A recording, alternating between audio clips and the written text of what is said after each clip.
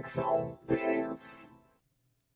Estamos começando o podcast Conexão Dance, hoje dia 20 de maio de 2024. É um prazer, eu falo em muitas situações, né? A gente tem uma coluna no portal Band BA que foi lançado recentemente e hoje a gente está lançando o podcast Conexão Dance, que a gente vai convidar DJs, vai falar sobre o mundo da música eletrônica, vai falar também sobre o segmento do entretenimento, dos shows, das apresentações, festivais que estão rolando no mundo inteiro e no Brasil e que está sendo destaque, como dados aqui de um relatório publicado no final de abril pela IMS Business, que afirma que a indústria da música eletrônica é avaliada em 11,8 bilhões de dólares, cerca de 60 bilhões de reais, um aumento de 17% nos últimos 12 meses. Já no Brasil, a música eletrônica movimenta a média de mais de 2,5 bilhões por ano.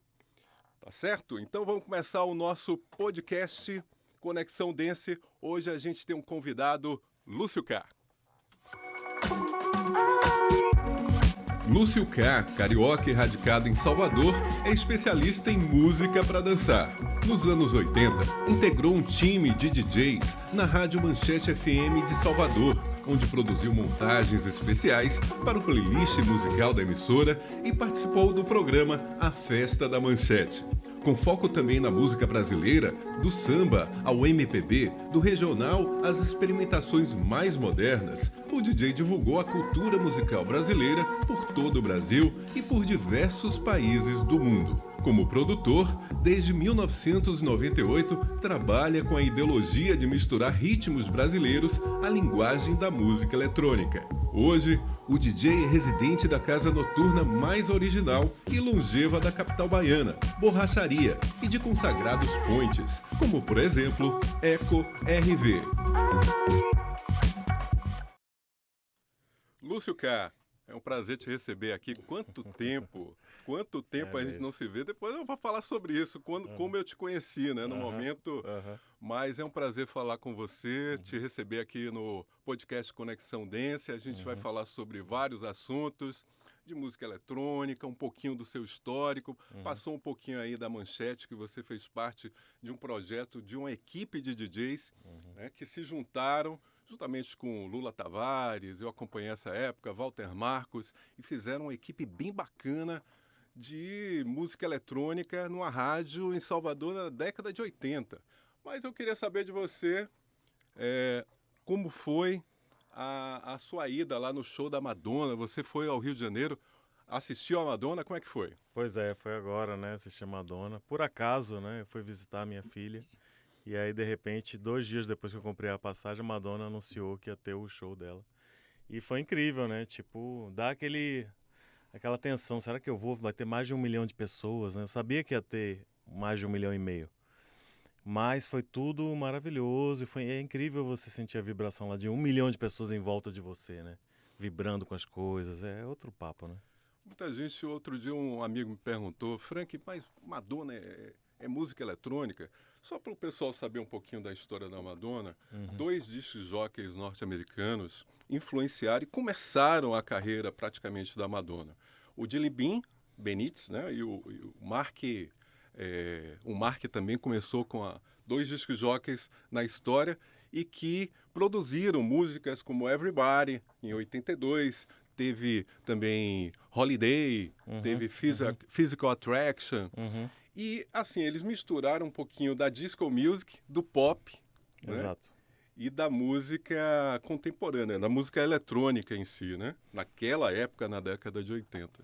Sim. Então, assim, muita gente criticou também que a Madonna tocou playback no Rio de Janeiro. Eu achei um show incrível, cara. Achei um show incrível. Na organização, na iluminação, cenografia. Como é que foi lá? Toda hora ela surpreendia, né? Tipo, é um show muito teatral. E as pessoas compararam um pouco com os shows musicais, mas ela fez um teatro, fez uma ópera pop ali. E tem todo um enredo, tem todo aquele momento, né, das homenagens. As citações foram incríveis, né?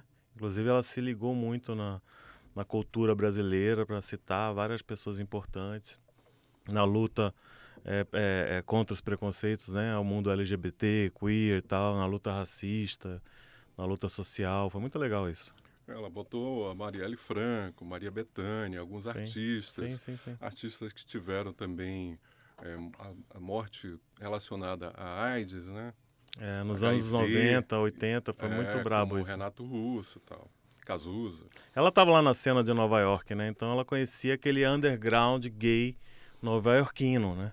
Que é aquela coisa, o fenômeno que as pessoas vão para a metrópole para serem livres, para se soltarem, para, né, viverem sua vida. E viu essa cultura toda, né, crescendo e fortalecendo e sempre acompanhou isso. Então para entender o show da Madonna, você tem que entender um pouco da cultura queer, LGBT e da música eletrônica, né?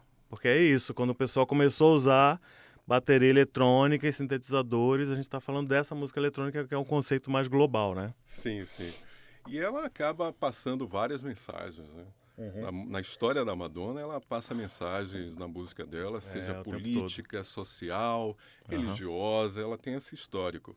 Eu queria chamar a atenção também que no show do Alok teve alguns probleminhas de segurança tal, né? Do show da Alok teve 600 mil pessoas praticamente, né? Aproximadamente. No show da Madonna teve 1 milhão e 600 mil pessoas ali na região de Copacabana. E assim, segundo dados da Secretaria de Segurança do Rio de Janeiro, a Polícia Militar do Rio teve assim ações parecidas com a Polícia Militar da Bahia, relacionada como a polícia trabalha aqui no Carnaval de Salvador. E eles colocaram equipes rodando, né? Equipes rodando, separadas, rodando a todo o circuito da festa. Coisas que é utilizado pelo cara. E acabou funcionando, porque assim inibe, né? A violência, né? Cara, foi inacreditável, porque imagina um show público, tipo, 1 milhão e 600 mil pessoas, não teve nenhuma ocorrência grave de atendimento no posto médico, não teve nenhuma morte, só teve 3 prisões por pickpocket, né? Uma tentativa de furto e tal. Só, acabou, não vi confusão nenhuma, não vi climas pesados de tensão. Teve momentos que, quando acabou, tudo afunilava assim naquelas ruas de Copacabana e as pessoas ficaram muito apertadas, mas todo mundo ali na paz, na calma, entendeu? Se alguém se afetar, o pessoal, calma, que dá tempo, vai todo mundo. E foi isso, foi esse clima. Qual foi o momento que você gostou mais, ou música que você gostou mais da apresentação? Cara, na verdade, os momentos que mais me emocionaram foram quando apareceu Pablo Vittar, que a galera realmente comemorou, assim. E você fica pensando, onde é que ele chegou, né, e tal, né, o que ele representa. Uma pessoa sempre recebeu muito bullying, sempre muita gente dizendo que não era ruim, não ia chegar a lugar nenhum, né. E onde é que ele chegou, e a Anitta também. Mas teve os momentos assim, Live to Tell, né, que é um momento, acho que é o mais dramático do show. Que ela Na conta, letra né? dela, ela fala um pouquinho da mentira e da verdade, né? E ela acaba passando uma mensagem nessa música. Né? E acabou tipo, olha, é o que ela falou, né? O maior feito que eu fiz até hoje, eu acho que foi ficar em cena. Então a coisa, live to tell, né? Eu vivi para contar. Então é meio essa onda, né? Eu queria passar um pouquinho, contar um pouquinho da minha história, né? Porque as pessoas perguntam, pô, Frank, você está fazendo um podcast de música eletrônica e tal, qual a sua relação com música eletrônica? Bem, na década de 80 eu trabalhei numa boate, num clube, né, chamado Holmes. Clássica Holmes. Ali próximo do Campo Grande. E engraçado que o Roberto Franco, na época, um cara bastante visionário, ele trazia discos de Nova York, ele viajava 15 dias para Nova York. Ele era o dono, né? Ele era aficionado, Roberto Franco. E assim, ele era muito visionário, tanto que quando ele chegava com esses discos novos, disco de vinil, hein, gente? Década de 80, eu comecei na Holmes em 86, fui até 89. Eu entrei no lugar do Demetrius, né? Que era o DJ oficial da pista principal. E eu trabalhava também, Chiquinho já estava lá. Chiquinho fazia parte de shows, às vezes ele fazia a pista principal também. E aí o Roberto chegava com os discos direto de Nova York, pra gente que era DJ, estava começando a carreira, adolescente ainda, eu tinha 16, 17 anos de idade. Era uma coisa fantástica. Né? Só quem viveu os anos 80 né? Ela nasceu em 88, ela não sabe disso. Mas assim, só quem viveu nos anos 80 sabe aquela sensação de receber um vinil, um single no plástico, lacradinho, Sim, abrir aquilo ali, tem um jeito especial para abrir, o cheiro daquilo, né? Tudo aquilo. Aí Roberto chegava com o disco, Frank, chegou o disco novo aqui, tal. Aí ele chegava na discoteca, né, que a gente chamava, onde ficavam os discos e tal. Aí ele tirava tirava uns 50. Eu, Roberto, mas aí é sucesso, o pessoal ainda vai... Não, às vezes a gente escondia o disco porque queria tocar ainda. Quando ele não gostava, é isso? Não, porque ele trazia disco novo e ele queria que tocasse só coisa nova. Tem por uns exemplo, que ficam, é. Por exemplo, o Milli Vanilli, Girl, You Know It's True. Ah. Aí ele chegava, não, aí não dá pra tocar mais, aí tirava. Tá velho já. Tá velho. Era muito bacana isso. Né? Então quem ia pra Homes sabia que ia ouvir coisa nova. Sim. Em 15 dias. A música, o sucesso que tocou na Homes podia tocar na rádio 6 meses depois. Sim, mas sim. lá era bem antes, claro. Bem antes. Porque toda dance music vem dos guetos negros e gays, na verdade, né? Uhum. Então é isso, ou seja, demora a chegar no mundo pop, porque o mundo pop vai se apropriando do mundo, né, marginal e comercializando ele. Então, às vezes, é um hit lá na boate e 6 meses depois que virava hit nas rádios americanas e 8 meses depois chegava aqui, né? Por aí. Porque, assim, a história é importante. Sim. Mas, assim, eu acho que o DJ ele tem que ter essa pitada também de visionária, que a música eletrônica ela tem que ter o futuro também. Né? Sim. A gente tem que apostar em coisas novas, né? Sim. Você como DJ, eu acho que você acredita nisso também. Exato. E tem um paralelo com a Madonna também, que sempre apostou nos produtores que estavam despontando, né? Chamar para produzir o disco dela. Porque ela sempre foi fiel a essa cena original. E como a gente estava conversando aqui, ela quando chegou em Nova York queria ser dançarina. E daí foi se aproximando dos mundos dos nightclubs que ela não conhecia na cidadezinha pequena dela.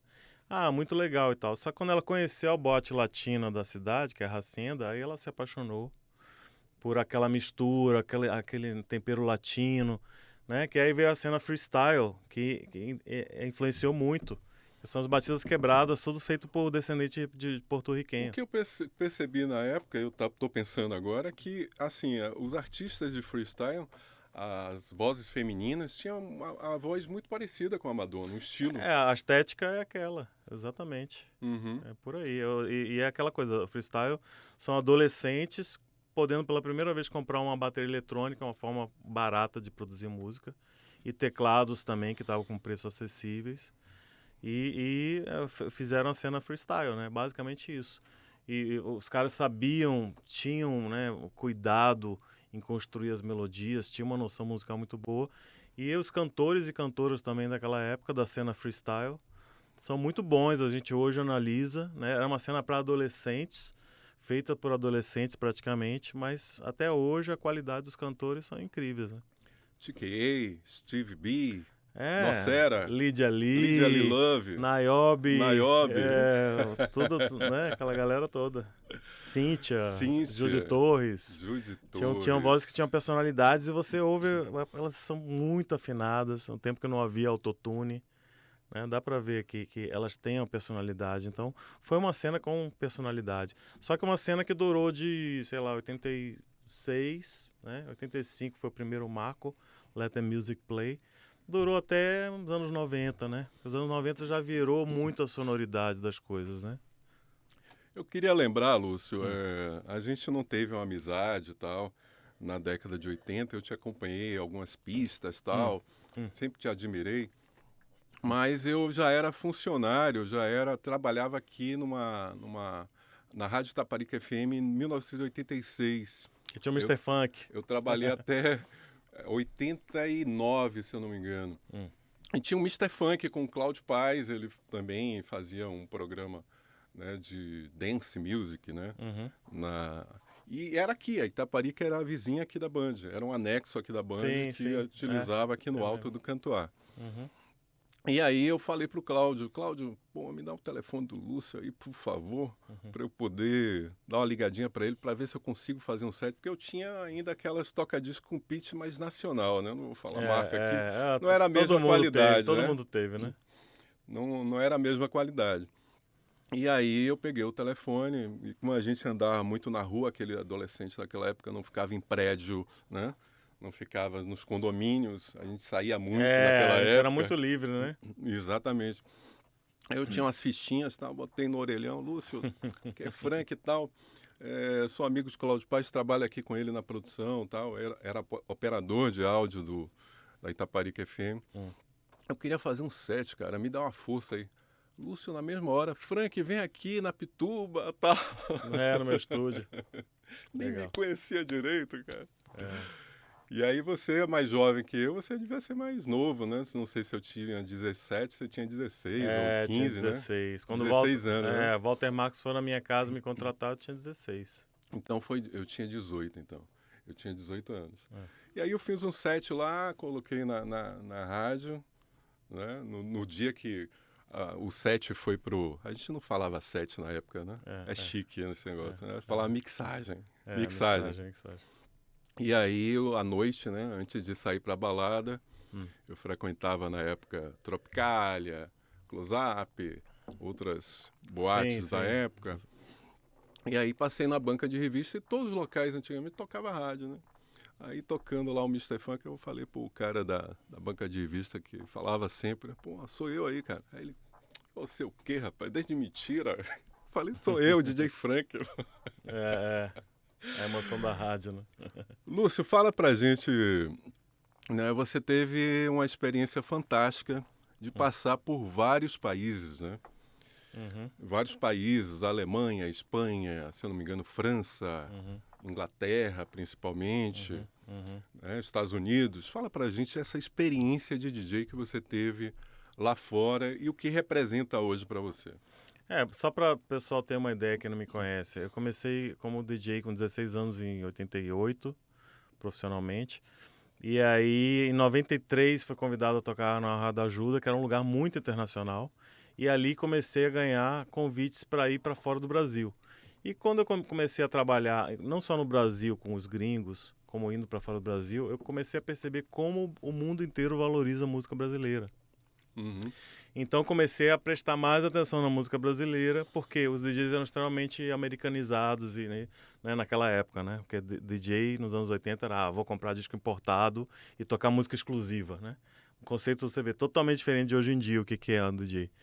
E aí é aquela coisa, quanto mais você presta atenção na música brasileira, mais você conhece, mais você vê que é fantástico, que é complexo, que é gigante, que tem valor, e mais você estuda e tal. E eu comecei, principalmente a partir dos anos 2000, quando eu fui para a Inglaterra a primeira vez, eu voltei com essa ideia, eu quero misturar essa linguagem com a música brasileira. E comecei a produzir música eletrônica com brasileira.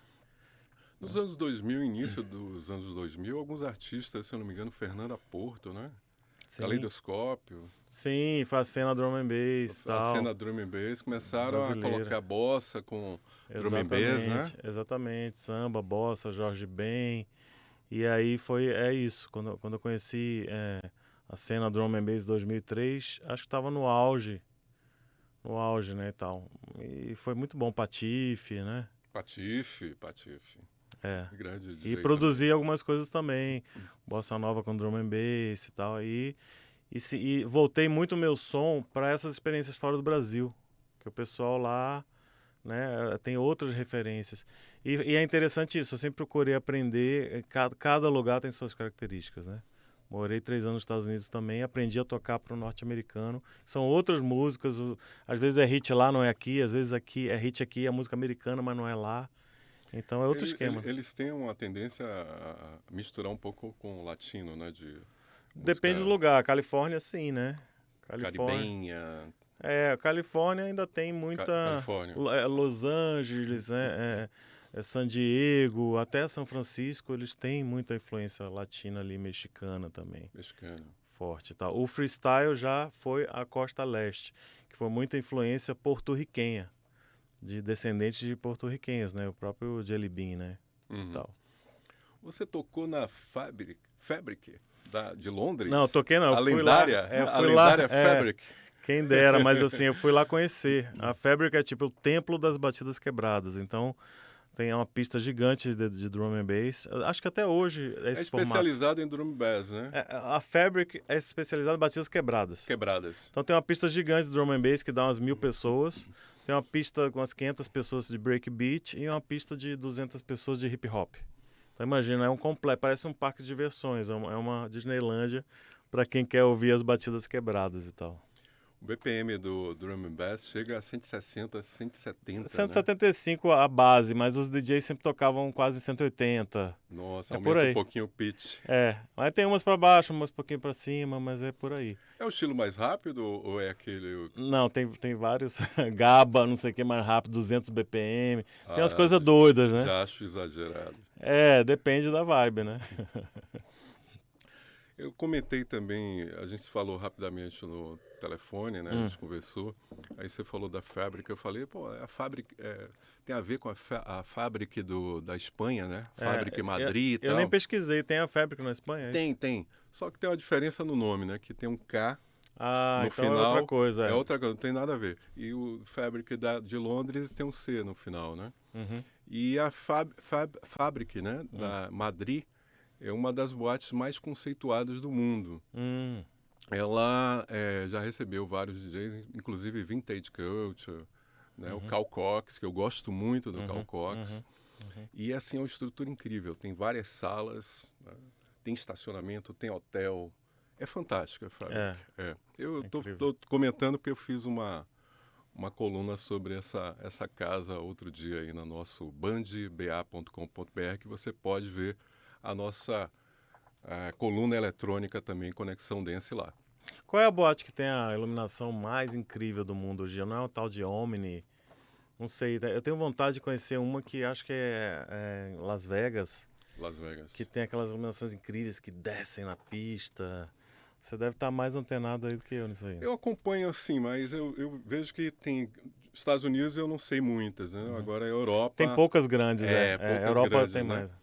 Mas o que eu tenho percebido é cada vez mais a tecnologia de áudio, tecnologia de iluminação, projeção 3D, é tanta tecnologia. E eu acho que você poderia falar um pouquinho sobre isso, né? Sobre o áudio, né? Porque muita gente acha que às vezes o volume é tudo, mas não é, né, Lúcio? Sim, exato. A música eletrônica, assim como os sistemas de som, foram sempre evoluindo em paralelo com a tecnologia, né? Os produtores, tipo assim, esse som, como é que soa num sistema grande? Porque assim, o fenômeno do Miami Bass no Brasil, que é os bailes funk no Rio de Janeiro, né? Que tem até livros sobre isso hoje em dia. Eles começaram a empilhar a caixa e o som fica alto. Só que na virada dos anos 80 que apareceu a famosa bateria eletrônica 808, né, da Holland, que é a base de todo o trap music, todo Miami Bass, todo hip hop. Quando apareceu isso aí, os japoneses inventaram um bumbo eletrônico. Então ele tinha a sonoridade perfeita ali, as curvas perfeitas. Quando eles botaram isso na parede de caixas, eles viram que tomava uma outra dimensão. Eles viam que as pessoas começavam a sentir no corpo o grave da coisa. Então os sistemas foram evoluindo junto com a música, entende? Então é isso, a gente pegou a era dos clubes, que era uma engenharia e uma coisa de acústica. Eu lembro que nos anos 80, nenhuma boate abria sem chamar um engenheiro acústico.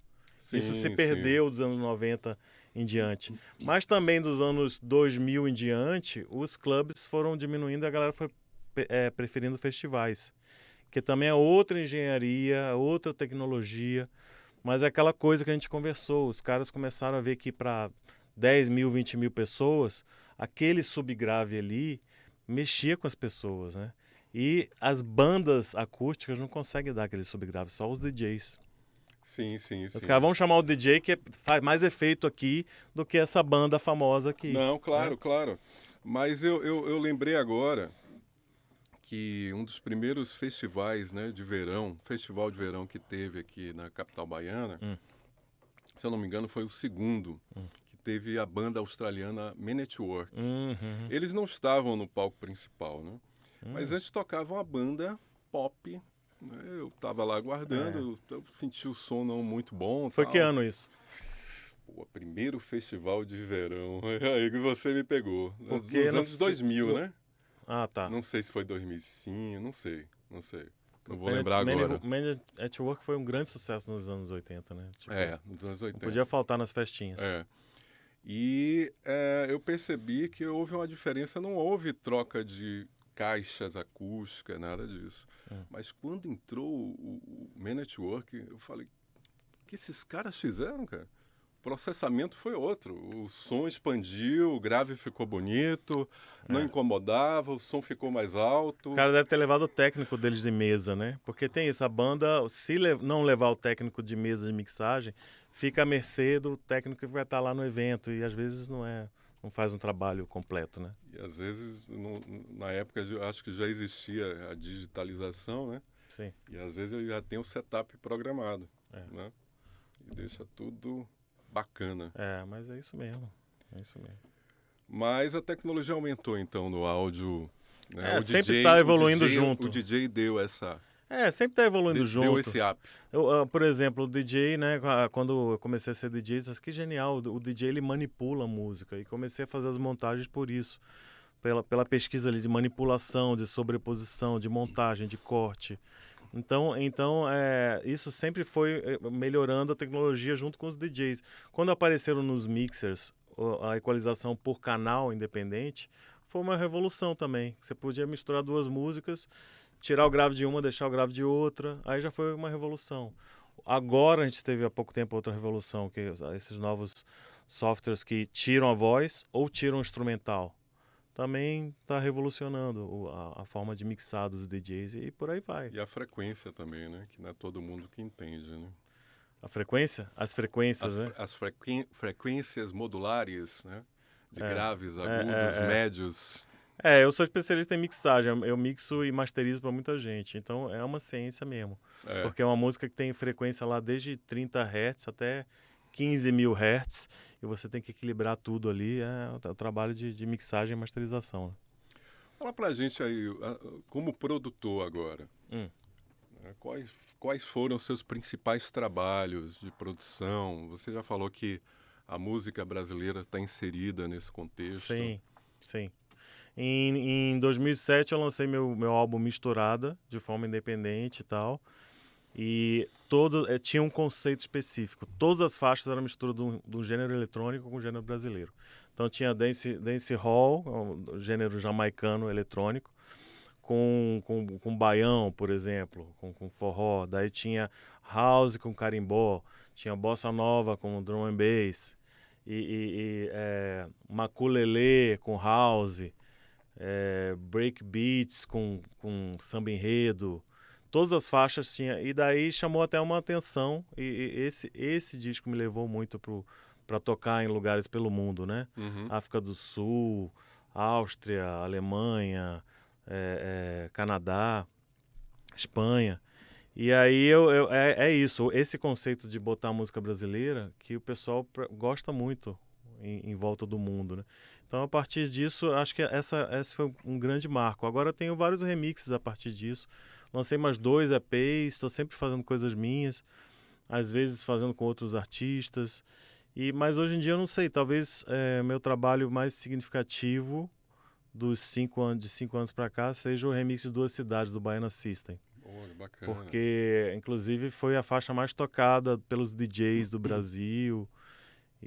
Sabe, já aconteceu coisa de eu estar numa festa e chegar uma mãe com uma menina de 12 anos, assim, minha filha é fã do seu remix de Duas Cidades. É muito legal quando acontece isso. Em Bahia, né? Que bom. Inclusive essa faixa tem duas coisas interessantes. O Lúcio K Remix, Duas Cidades, Baiana System. Duas coisas muito interessantes. No refrão eu botei um agogô, que não tem no original. Eu refiz basicamente o groove, a batida e o baixo, né, para deixar um pouco mais pista. No refrão eu botei um agogô que está desafinado com a escala da música, mas foi propositalmente, entendeu? Porque, tipo, que cidade você é? Cidade alta, cidade baixa? Ou seja, Salvador é a coisa da junção do caos que tá desafinado, mas funciona, entendeu? É a poesia da coisa. Pode ser tudo certinho, né? Exatamente. Muito certinha, não. E outra coisa, eu usei o som do caminhão do gás. E pouca gente nota, depois você ouve essa faixa. Tem uma hora que eu sampleei e botei o som do caminhão do gás, e pouca gente percebe, mas se você prestar atenção, você vai sacar que tá ali. Bacana. E o DJ hoje, ele precisa estar atrelado a um selo, a uma gravadora, para lançar a sua produção? Olha, depende de onde ele quer chegar, que público, né, ele quer focar, porque realmente é uma indústria, né? Eu não sei muito falar dessa parte, porque eu sempre fui muito independente. Uhum. Sabe, os meus vinis que eu já fabriquei, eu banquei, eu fabriquei, eu saí para vender. Parece que para colocar nos aplicativos das plataformas precisa de um selo, se eu não me engano. Não, hoje em dia não. Não precisa. Hoje em dia não. O selo, na verdade, é uma pequena empresa que vai administrar você. Uhum. Então, existem muitos tipos de selo e muitas controvérsias também. Tem gente que diz, não vale a pena porque os caras não fazem nada por você. Porque tem selo que realmente investe, tem selo que não investe. Então, depende muito, né? Mas, assim, a estrutura da indústria da música, é importante você se preocupar com tudo isso, de marketing, de selo, de distribuição. Eu sempre fui muito focado na minha arte mesmo né, por isso que sou meio low profile, sou meio alternativo até hoje. Porque eu nunca gastei muita energia nessa coisa do marketing, de aparecer, de divulgar, entendeu? E falando em marketing, a gente nos próximos programas a gente vai lançar aqui, vai trazer uma agência, né, convidada, especialista em marketing, não para DJ, né, vai falar no marketing em geral, mas o que o DJ precisa para crescer, né, utilizar, né, uma boa marca, como Sim. se vestir, como se posicionar com a mídia. Uhum. E como se apresentar nas redes sociais, tudo isso a gente vai falar nos próximos aí, talvez o próximo programa. Aguardem. É importante. Lúcio, você falou de produção, você falou um pouquinho do seu início de carreira. A gente falou sobre o que significa isso, né? Essa experiência que você trouxe também, a gente falou sobre isso. Fala um pouquinho, o que é que você, pela experiência que você tem, essa nova geração que está surgindo, o que é que você aconselha para esses novos DJs que estão surgindo no mercado? Eu acho importante saber o que veio antes, né? Pra você já chega... Um pouquinho da história. Um pouquinho da história. Às vezes eu fico assim surpreso de ver que tem uma geração que não se interessa tanto, né? Eu chego lá, eu sou fulano, você conhece meu trabalho? Aí eu disse, não conheço não. Pô, eu fiz isso. A pessoa, nossa, nem sabia e tal. Né? Diz, toma aí, daí vou lá, dou um pacote de produções aqui. Porque eu acho que essas duas ou três ou quatro que sejam gerações, é importante ter o contato, né? Um dos lados tomar a iniciativa de chegar, se aproximar mais. Não adianta também os DJs antigos ficarem reclamando e não fazerem nada, né? Sim. E daí é legal chegar, ter um approach, eu acompanho o trabalho de DJs novos, gosto de vários e tal. E é isso, quanto mais essas gerações estiverem conectadas, melhor para a cena mesmo, né? E para todo mundo. Você é DJ, né? Parece que na borracharia em Salvador, no Rio Vermelho, em 15 dias você está na pista lá na borracharia. Sim. Para quem não conhece, a borracharia é uma casa noturna, né, que foi lançada no conceito de borracharia. Funcionava uma borracharia e hoje é uma pista lá, há 20 anos atrás. Vai fazer 20 anos, Você recebe esse público jovem lá na borracharia ou em outros clubes que você frequenta, que você toca? A borracharia é mais a partir de 30, né? E aí eu faço open format, ou seja, misturo vários gêneros, né? Daí vou desde o reggae até o eletrônico, né? E é interessante essa coisa de contando uma história, né? Porque isso também é uma coisa que você vai desenvolvendo, que você tem que ter um feeling, porque misturando vários gêneros, você não pode fazer algo indigesto, você não pode botar uma música que corte meia onda que veio antes. De preferência, você faz uma que continue para uma outra onda onde você queira chegar e tal. Ou seja, é bem interessante isso aí. E são 5 horas de set, ou seja, 5 horas. É uma história longa. E é muito interessante, nunca é cansativo. 5 horas lá na borracharia? Direto. Começa meia-noite? Meia-noite é 5. 5 horas em ponto, para. Que bacana. Então vai de tudo, entendeu? Posso botar clássicos, posso botar coisa jazz, mas tem que chegar lá. A onda do DJ que vai improvisando é chegar lá. Já a Eco é um lugar pra galera de 20 anos, que eu toco de vez em quando. Que é outra linguagem, outro repertório, é uma coisa muito mais pop, muito mais jovem. Que as coisas jovens hoje em dia eu ouço e a maioria das coisas eu não curto. Mas algumas coisas que eu curto, eu toco, e algumas coisas eu até modifico. Ah, vou modificar essa parte aqui, vou fazer botar umas batidas para ficar mais interessante e toco, entendeu? Tem coisas que eu preparo individualmente para cada um desses lugares também. Porque o DJ hoje em dia, o repertório tá ficando muito autoral, né? Você pode fazer seus remixes, seus edits e tal. Lá na borracharia, eu fiquei curioso agora. Você toca o quê, assim, só pro pessoal, né? Você falou que é um público a partir dos 30 anos. Tá? Eu já tive lá várias vezes e tal. É muito bacana. Tem o Roger também. Exato. Telefunk Soul. Exato. Também toca lá. Exato. Esse Fala sábado... um pouquinho do playlist.